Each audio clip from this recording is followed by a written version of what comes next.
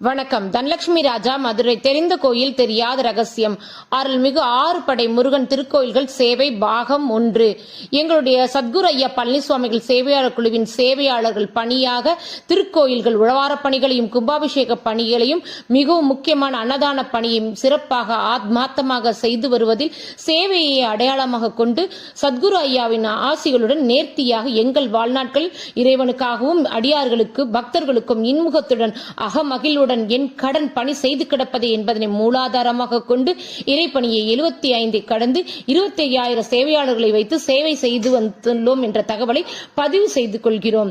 எங்கள் சத்குரு ஐயா பழனிசுவாமிகள் சேவையாளர் குழுவின் பெரும் முயற்சியாக இந்த ஆண்டு 2025 துவக்கத்தில் முருகப்பெருமான் 6 படை வீடுகள் திருப்பரங்குன்றம், திருச்செந்தூர், பழனி, சுவாமிமலை, திருத்தணி மற்றும் பழமுதிர்ச்சோலை ஆகிய புண்ணிய ஸ்தலங்களில் முருகப்பெருமானின் அழைப்பிற்கு ஏற்ப சேவைகளை செய்துவிட வேண்டும் என்ற எண்ணத்தினை முன்னிறுத்தி முருகனின் அழைப்பிற்காக காத்திருக்க ஜனவரி 29 தை அமாவாசையை முன்னிட்டு கருணை கடலாக விளங்கும் 2ஆம் படை வீடு திருச்செந்தூர் அருள்மிகு செந்திலாண்டவர் திருக்கோயில் பால்குடம் எடுத்தலுக்கான அழைப்பினை ஏற்று கந்த சஷ்டியில் ஆர்ப்பரிக்கும் கடல் சுரசம்ஹார மூர்த்திக்கு அபிஷேகம், அருள்மிகு செந்திலாண்டவர் தரிசனம் கண்டு 2025 ஆண்டு துவக்கமானது இனிதாக சேவையுடன் வாழ்வில் வளம் பெருக அருமையான பச்சை கொடியுடன் ஆரம்பித்தது.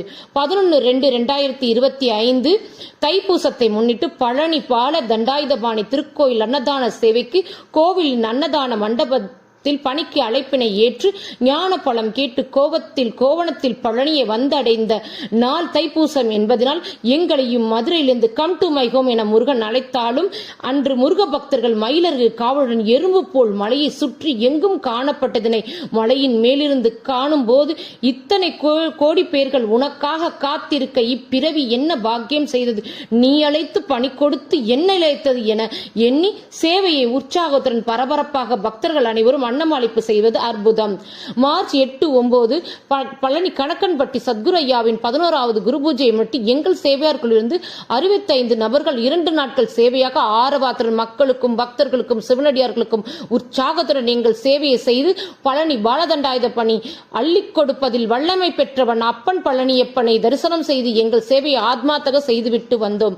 9/6/2025 வைகாசி விசாக முருகப்பெருமான் பிறந்த நாள் நட்சத்திரத்தை முன்னிட்டு முதற்படை வீடான திருப்பரங்குன்றம் பால்குடம் எடுத்தல் நிகழ்விற்கு கோயில் அன்னதான சஷ்டி மண்டபத்தில் பால்குடம் எடுத்தும் வேலழகு குத்தியும் தேர் மற்றும் பறவை தேர் என கூஸ்பம்ஸ் என்ற வார்த்தைக்கு விளக்கமே அவர்களின் முருக பக்தியில் குழந்தை முதல் முதியர்கள் வரை மஞ்சள் நிறத்தில் திருப்பரங்குன்றமே அரோகரா என்ற சத்தத்தில் குன்றத்து முருகன் அருளில் எங்களது அன்னதான சேவையை செய்து வந்தோம். நன்றி, வணக்கம்.